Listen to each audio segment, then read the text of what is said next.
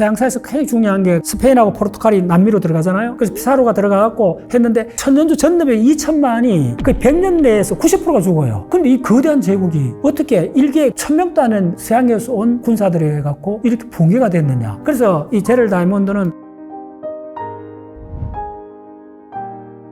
책가3 구독자 여러분 반갑습니다. 과학문화운동하는 박문호입니다.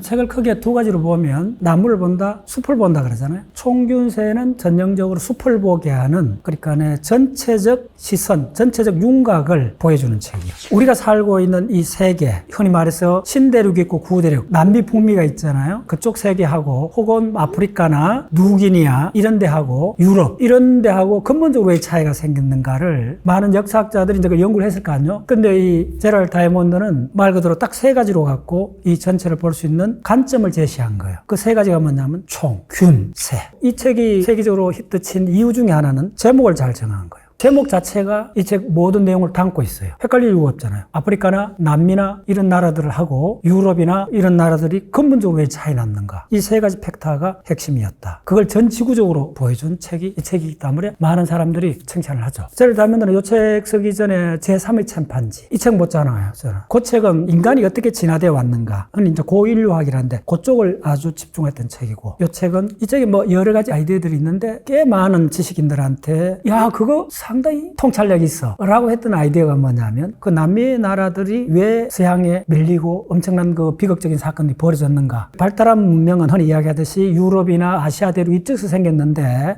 왜 저쪽에는 안 생겼는가를 지리적 관점에서 설명했기 때문에 이 점이 압도적으로 돋보이는, 지금 이제 국내에서도 웬만한 사람 다 이야기하죠. 유튜브 보시면 꽤 많은 전문적인 지식인들이 이야기를 해요. 근데 그 가장 불거지는 포인트는 인간의 역사를 바로 지리적 측면에서 본격적으로 설명을 했다. 간단히 말하면 남미 대륙은 굉장히 길잖아요. 칠레라는 나라 제가 가봤었는데 아마 전 세계에서 좀 가장 긴 나라잖아요. 어마어마 긴 나라잖아요. 조금 더 가면 남미 끝에서 저 들어가면 남극이요. 그래서 남극으로 가는 중요한 루트 중에 하나가 남미 끝이에요. 그 다음에 이제 위로 올라가면 마야, 아즈텍, 그럼 중남미죠. 그럼 그 열대지방이죠. 그래서 열대지방에서부터 온대, 아열대, 한대까지도 겹치는 굉장히 긴 수직으로 이렇게 있기 때문에 온도차가 이렇게 너무 많이 난다는 거예요. 온도가 차가 나면 동물이나 여러 가지 장애가 되죠. 장벽이 되죠. 좀 간단히 우리가 지금 앙코르와트나 이런 열대지방 가까운 데 가면 쪄 죽는다 그러잖아요. 너무 힘들잖아요. 그런 기후적 장벽, 긴 위도상으로 남미 대륙이 펼쳐지면서 생긴 기후적 장벽 때문에 이 남미 대륙은 서양보다 엄청나게 문명이 발전하기 힘들었다. 뭐 그런 이야기죠. 전 지구적으로 이야기를 한 거죠. 그런 관점에서 숲을 본 책이고, 제럴 다이몬드는 미국 캘리포니아 대학 교수고 그 다음에 조류학자입니다. 그래서 이 책을 보면 누기니아가 자주 나와요. 아마 어떤 학자보다도 누기니아에서 오랫동안 보내면서 언어, 조류, 새들, 그 다음 생태 환경 이런 걸 많이 이제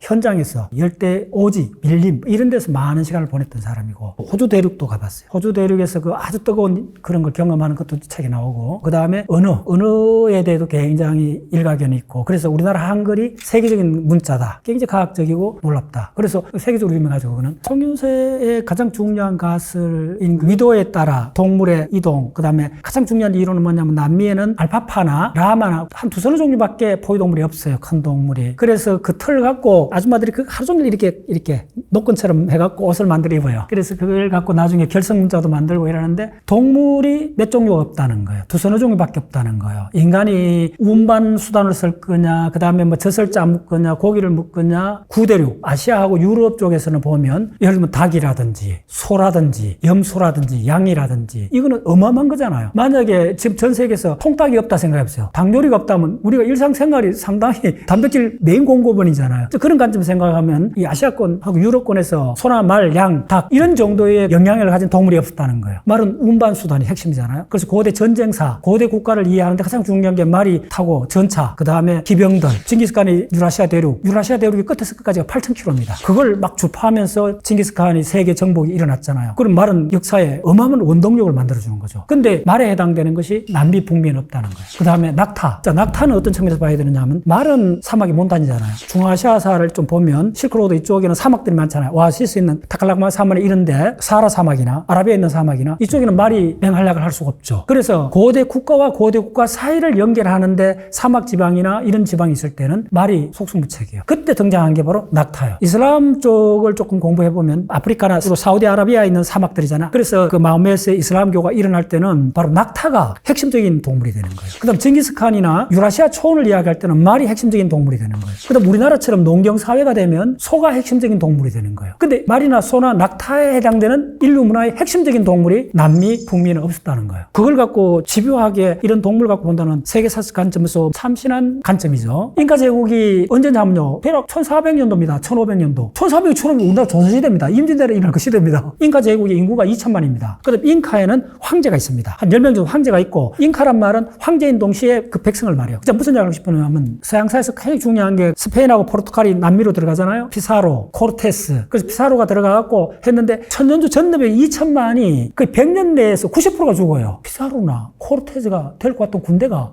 1000명이 안 돼요. 4,500명 이런 수준이에요. 근데 잉카 제국이 2천만 명이에요. 근데 이 거대한 제국이 어떻게 일개 1000명도 안 되는 서양에서 온 군사들이 해갖고 이렇게 붕괴가 됐느냐? 그럼 전쟁에서 졌느냐? 물론 전쟁도 했어요. 근데 전쟁해갖고 2천만 명을 어떻게 몰살할 수 없잖아요. 그래서 이제 이거는 명확해진 게 90%가 천년도로 그냥 흑사병처럼 말이 붕괴가 돼버린 거예요. 다 죽어버린 거예요. 그럼 이거는 이제 세계사적으로나 당연히 굉장히 중요한 거잖아요. 그래서 이 제럴 다이몬드는 농경사회가 밀집해 살기 때문에 전염병 확산 잘 된다. 이거는 단골로 등장하는 이론들입니다. 다른 각도로 볼 필요가 있어요. 간단히 말씀드리면 남미의 그 잉카 제국이나 이런 것들이 붕괴가 된 건 천년두가 맞긴 한데 그게 인디어들이 밀집해 살아갖고 전염병 확산돼 뭐 그런 문제가 아니고 더 중요한 게 이거는 베링해가 대략 13,000년 전쯤에 이제 결합됐다 그래요. 얼음으로 되니까 걸어갈 수 있어요. 그래서 북쪽에 있는 에스키모족들, 우리 몽골로이드입니다. 그래서 이제 일파가 갔어요. 13,000년대 어떤 시대냐면요. 그레이트 글레이시알 맥시멈이라 그래요. 빙하 극대기라 그럽니다. 빙하 극대기가 대략 18,000년, 2만 년 전이거든요. 구체적으로 8,000년 전까지 북미 대륙, 캐나다 전체, 미국 북부 대부분 1km가 넘는 어떤 부분 3km까지 되는 빙하로 덮여 있었습니다. 제럴 다이몬드가 이걸 지적했어야 돼요. 지금 농업혁명이 이 이야기의 핵심이잖아요. 그러면 전지구전 관점에서 빙하 시대를 엄청나게 설명을 해야 돼요. 남미의 동물 몇 마리 남아있는 만큼 중요한 게 북미 대륙에 지금 남극에 있는 빙하보다 더 많이 캐나다하고 미국을 빙하로 덮은 그 빙하를 로렌타이드 빙하라고 합니다. 그게 다 녹은 때가 언제냐 하면 8,000년 전입니다. 농업혁명하고도 한참 지났잖아요. 그걸 명확히 기술해줘야 돼요. 지금 미시시피 강줄기도 거기서 만들어진 겁니다. 그 다음에 지금 미국의 오데호도 거기서 만들어진 겁니다. 그래서 아메리카 인디언들이 그때 있었다는 거예요. 13,000년 전 것도 8,000년 전에 다 녹았거든요. 그러면 그거하고 어떻게 링크되느냐 하면 베링해를 건너갖고 아마존까지 늘어오는데 1000년밖에 안 걸렸습니다. 오마이 사이언스. 놀랍죠? 1000년이라는 시간을 한번 생각해보세요. 근데 어떻게 북미 대륙의 캐나다 이쪽, 미국 북쪽까지 빙하로 1km 이상 빙하로 덮였는데 어떻게 올 수가 있느냐? 캘리포니아 해안 쪽을 따라갖고 얼음이 녹은 좁은 통로가 생긴 거예요. 양쪽에는 얼음 빙하가 있고 캐나다부터 알래스카부터 쭉 늘어와갖고 남미까지 늘어왔다는 거예요. 그러면 그게 한 1000년 걸렸다 생각해보세요. 그러면 양쪽은 뭐 영하 10도, 20도 막 떨어질 거 아닙니까? 그 좁은 통로로 타고 내려올 때 그때 유라시아 대륙에 있었던 몽골로이드 이쪽에는 천년도가 들어오면 막아낼 수 있는 항체가 있었는데 이 북미 대륙하고 캐나다하고 미국 쭉 해갖고 남미까지 늘어오는 그 천년 동안 빙하를 덮인 그걸로 늘어오면서 기후가 춥기 때문에 그런 병원군들이 있을 수가 없죠. 없어진 상태로 천년 동안 그 면역 항체를 갖고 있을 이유가 없죠. 그 면역 항체는 전부 다 단백질 일종인데 그걸 만들려면 생체 에너지가 들어가는데 그러니까 우리 생체에서 그 면역할 수 있는 항체를 없애버린 거예요. 그런 상태에서 남미의 인도들이 들어와서 잉카 제국을 만들어니까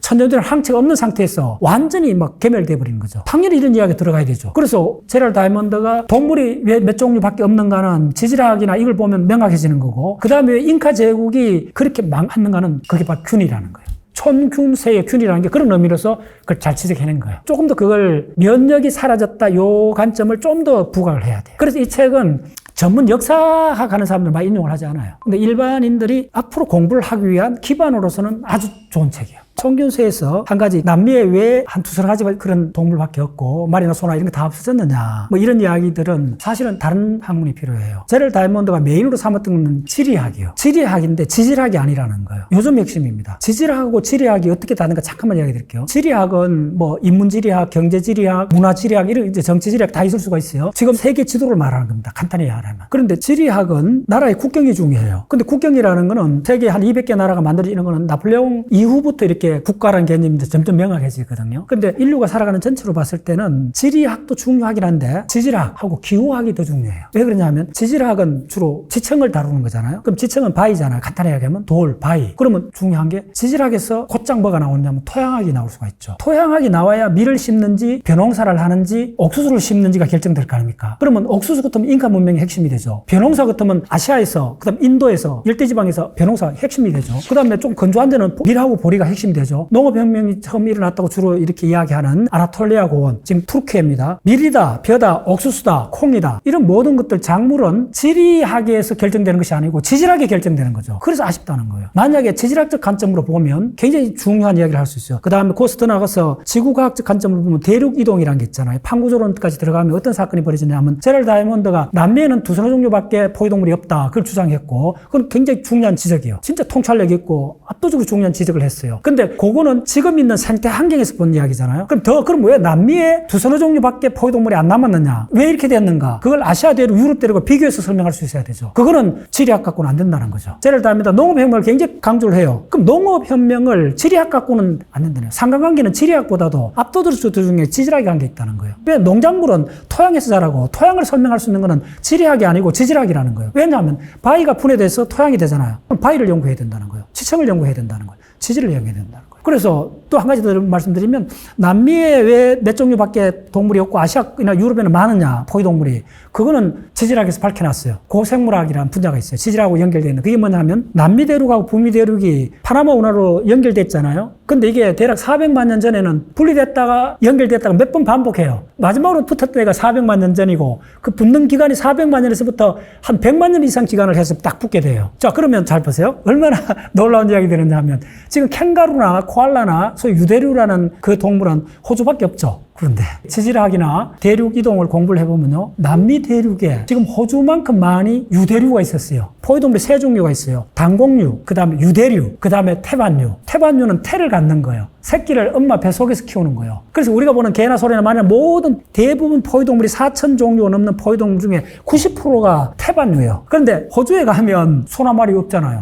갖다 놓은 거지. 없잖아요. 뭐가 있어요? 캥거루, 코알라, 그 다음에 바늘두더지, 어린어구리. 바늘두더지, 어린어구리를 단공류라 그래요. 포유동물의 아주 원초적인 초기 형태예요. 그 다음에 이제 유대류요. 근데 놀랍게도 이 유대류가 남미 대륙에 어마어마하게 많았다는 거예요. 그러면 남미 대륙하고 북미 대륙이 붙으면 북미 대륙은 아시아하고 베링해로 연결돼 있잖아요. 그래서 유라시아 대륙에 있는 어마어마한 태반 포유동물이 북미 대륙에 있어요. 북미 대륙이 뭐냐면 말이 없어요. 근데 나중에 들어왔지. 근데 말 조상도 북미 대륙에 있었어요. 다. 코끼리도 북미 대륙에, 맘모스도 북미 대륙에 다 있었다는 거예요. 그럼 다 멸종했다는 거예요. 다시 무슨 이야기 하고 싶은지 하면, 아시아하고 미국, 캐나다는 붙었다는 거예요. 베링해로. 그러다 보니 같은 번역인데, 남미는 그 남미 대륙이 북미 대륙하고 붙었다 떨어졌다를 반복했다는 거예요. 신생대로 와서. 그래서 대략 400만 년 전에 마지막 붙었다는 거예요. 그 지금 붙은 상태로 있잖아요. 그래서 파나마 운하를 만들었잖아요. 파나마 운하를 만들었기 때문에 붙으면 대서양하고 태평양이 분리되잖아요. 생태학적으로 어마어마하게 중요한 이야기입니다. 그래서 붙고 나면 북미 대륙에 있는 동물이 남미로 늘어올 수 있겠죠. 남미 대륙에 있는 동물이 북미로 올라갈 수 있겠죠. 이걸 지질학에서 뭐라고 하냐면 그레이트 아메리칸 익스체인지라 그래요. 남미 북미에 포유동물이 대규모로 이동을 했다는 거예요. 섞였다는 거예요. 그러면 약육강식 그대로 벌어지죠. 그러면 같은 포유동물, 자, 이걸 정확히 이해하셔야 되는 게, 포유동물이 크게 두 가지만 이야기하면 유대류하고 태반류가 있다는 거예요. 유대류는 지금 호주밖에 없잖아요. 대략. 근데 남미 대륙에 유대류가 거의 20종류나 있었어요. 그때 400만 년 이전에 신생대 초기까지 있었어요. 그러면 그 신생대에 있었던 어마어마하게 많은 20종류나 되는 남미에 있는 유대류 캥거루 같은 거예요.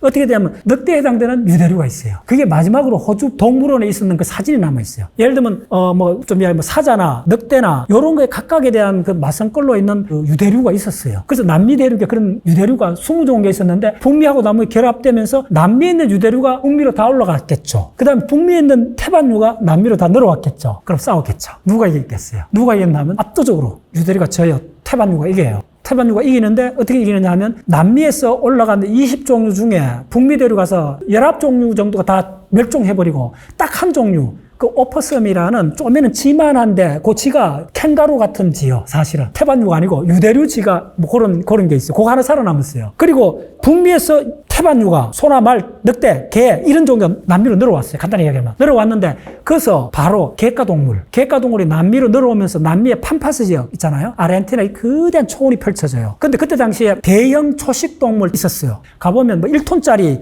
늘보 곰 비슷한 게 있어요. 지금 북미에 버팔로 있잖아요. 한 마리 잡으면 어마어마하게 뭐 고기 많이 나온 게 있잖아요. 그런 것들이 남미에 포유동물이 덕실덕실 했어요. 그런 것들이 이제 북미에 있는 거 늘어가 다 멸종을 해버린 거예요. 간단히 이야기하면. 그리고 또 남미에 있는 유대류가 다 멸종해버리고. 그럼 남미는 유대류 거의 없잖아요. 이제 왜 내가 이런 이야기를 하느냐 하면 만약에 제랄 다이아몬드가 지리학에서 머물지 말고 지질학까지 내려왔다면 왜 남미 대륙에 지금 포유동물이 2성조밖에 없는가를 이거 한 페이지면 설명할 수 있어요. 그게 빠져 있다는 거예요. 이건 전체를 보는 책이라 그랬잖아요. 2페이지 정도면 완벽하게 설명할 수 있는 것도 다 빠뜨려 놓은 거예요. 뭐 그러나 25년 전의 책이니까 이런 책은 우리가 공부를 하는데 종착점이 아니고 이 책이 출발점이 될 수가 있다는 거예요. 결코 이게 마지막 포인트가 돼서는 안 된다는 거예요. 오늘 제가 이야기 드린 말씀은 적어도 대학 과정 공부를 많이 해갖고 좀 이렇게 하는 그런 겁니다. 그래서 그냥 보통 독서가들 입장에서는 이 책은 대단한 책이죠. 근데 전문적으로 뭔가를 작심하고 한 30년 공부하겠다는 관점에서는 이 책을 출발점으로 삼으면 딱 좋은 책이라는 거예요.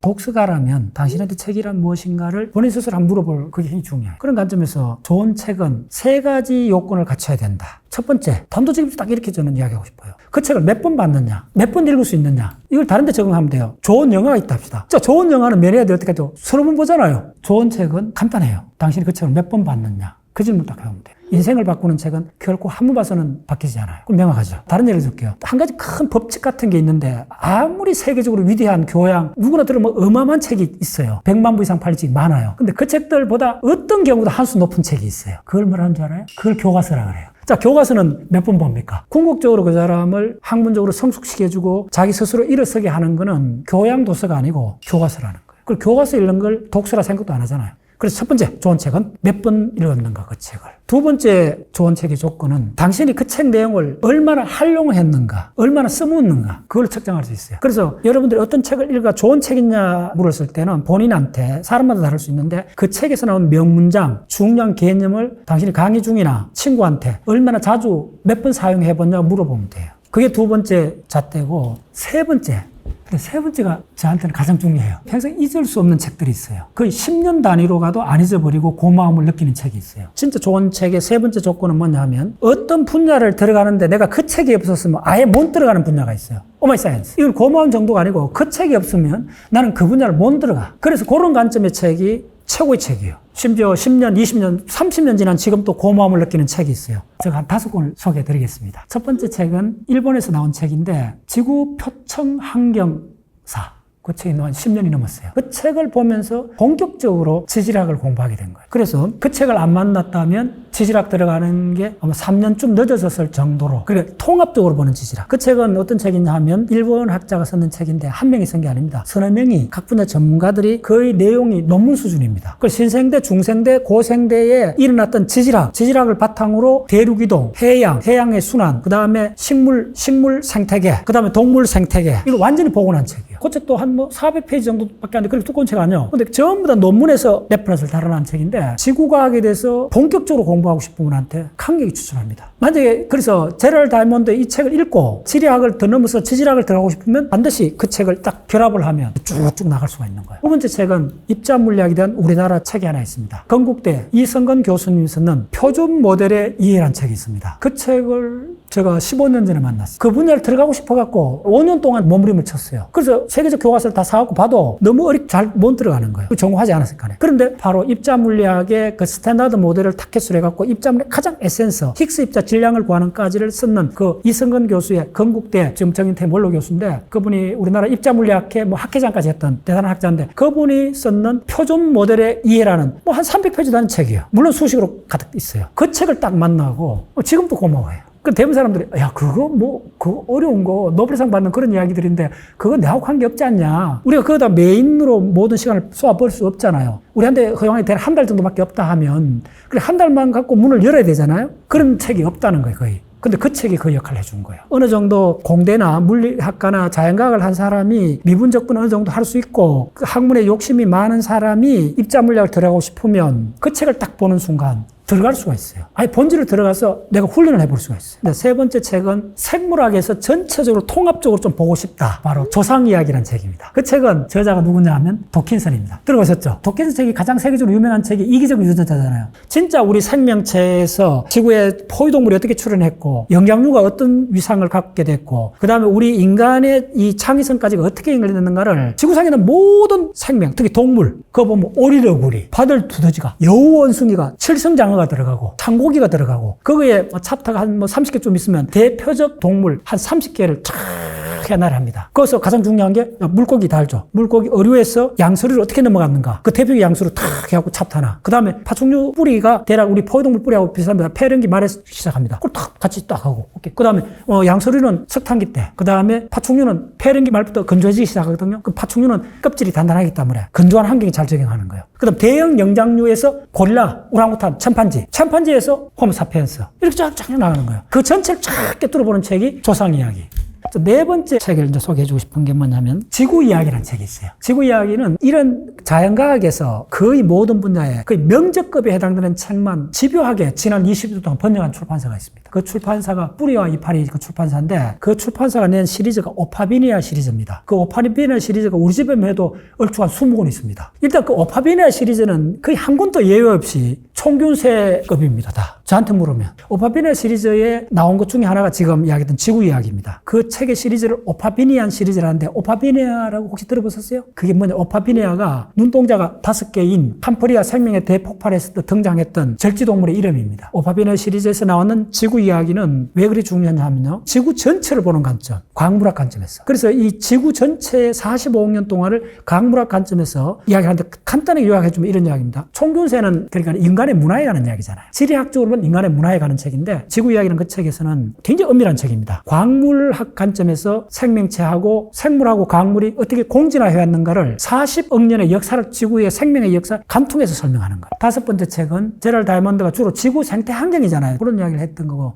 기후도 많이 이야기했어요. 농업혁명 이야기를 많이 했고 그런 관점에서 농업혁명은 식물이잖아요. 어떤 측면에서. 그래서 식물이 지구를 어떻게 바뀌었는가에 대한 책들이 있는데 거기서 그 명작급에 속하는 책이 하나 있습니다. 꽃은 세상을 어떻게 바꾸었는가. 책도 나온 지 한 10년 됐습니다. 그런데 이 책은 식물학자가 썼는 책인데 바로 식물학 관점에서 지구 40억 년의 역사를 딱 조망했어요. 근데 특히 포유동물 관점에서 꽃이 굉장히 중요한데 꽃은 백악기 초부터 출현합니다. 대략 1억 4천만 년 전에는 꽃이 없습니다. 공룡, 쥐라기 때는 꽃이라는 게 없습니다. 그런 전지구적인 식물의 진화를 봐야 돼요. 우리가 꽃을 보고 웃는 것은 적어도 1억 년이 넘는 기억을 더듬는 겁니다. 그래서 간단히 이야기하면 꽃하고 꽃식물하고 꽃의 열매하고 꽃식물은 열매를 열거든요. 그 다음에 꿀이 있다고요. 꽃하고 열매하고 꿀, 그 다음에 애벌레, 그 다음에 꽃식물, 영장류, 곤충 요게 서로를 하는 상호 도와주는 공생이 시작된 거예요. 그래서 우리 농업혁명은 딱 간단히 표현하면 꽃식물 중에 한 5종류의 한 해 살이 꽃식물에 우리 80억 인류가 목숨을 걸고 있는 겁니다. 그렇게 표현할 수 있어요. 농업혁명을 논하기 이전에 그 뿌리는 더 뿌리를 보면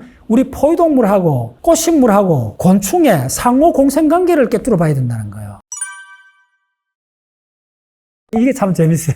그리고 이 제럴 다이먼드 이 책이 어마어마한 붐을 일으켰잖아요. 서울대에서 가장 많이 대학생들이 빌려본 책이 이거라 하잖아요. 근데 한편 이렇게 생각해보면 총균수가 대단한 책은 맞아요. 근데 이 책이 언제 나왔어요? 25년 전에 나왔죠. 굉장히 오래됐다는 책이에요. 저 이 점을 조금 이야기를 하고 싶어요. 꼭 읽어야 되는 책인 걸 맞는데 그래서 조금 다른 측면을 좀 이야기 드리고 싶어요. 왜냐하면 저 말고 많은 전문가들이 이 책이 좋은 점을 어마어마하게 이야기를 했어요. 그러나 이 책이 만약에 나온 지 5년쯤 됐다면 저도 극찬을 하고 이렇게 할 거예요. 근데 이 책은 나온 지 25년 됐기 때문에 우리가 충분히 이 책에 대한 본인들의 그 공부하는데 얼마나 도움이 됐고 이 책을 바탕으로 어떤 식으로 공부를 해야 될까 쪽으로 보는 게 더 생산적이다. 구대륙에서 유럽하고 아시아에서는 말이나 소나 낙타나 양이나 염소 이런 게 있었는데 남미에서 없었다. 그건 우리 중학생 정도 들어도 그거 굉장히 중요할 것 같은데 딱 오잖아요. 직감적으로 오잖아요. 그다음 위도가 이렇게 펼쳐져 있으면 그 기후대를 열대지방이 있고 온대지방이 있고 심지어 한대지방까지 이렇게 나열된 이런 상황에서 그 기후의 벽을 뚫고 2000년 전, 1000년 전에 우리 인류가 생존하기는 조금 굉장히 터프해지잖아요. 그거는 누구나 직감적으로 아는 거예요. 그래서 제럴 다이먼드 아이디어는 어떤 측면에서 보면 콜럼버스 달걀 비슷한 거예요. 누구나 다 이야기를 들어보면 금방 아는 거예요. 달걀을 세울 수 있냐 그 문제잖아요. 근데 콜럼버스가 어떻게 세웠어요? 달걀 토끼와 갖고 세웠잖아요. 어쩜 반칙이잖아요. 근데 제한이 없었잖아요. 핵심은 이렇게 간단한 아이디어를 자기 학문의 원동력으로 삼고 이걸 갖고 세계를 보는 걸 처음으로 제시했기 때문에 제럴 다이먼드를 칭찬하는 거예요. 그 아이디어 자체가 너무 독창적이거나 아무도 생각할 수 없는 그런 아이디어가 아니고 달걀을 세우는 정도의 그런 비유도자면 그렇다는 거예요.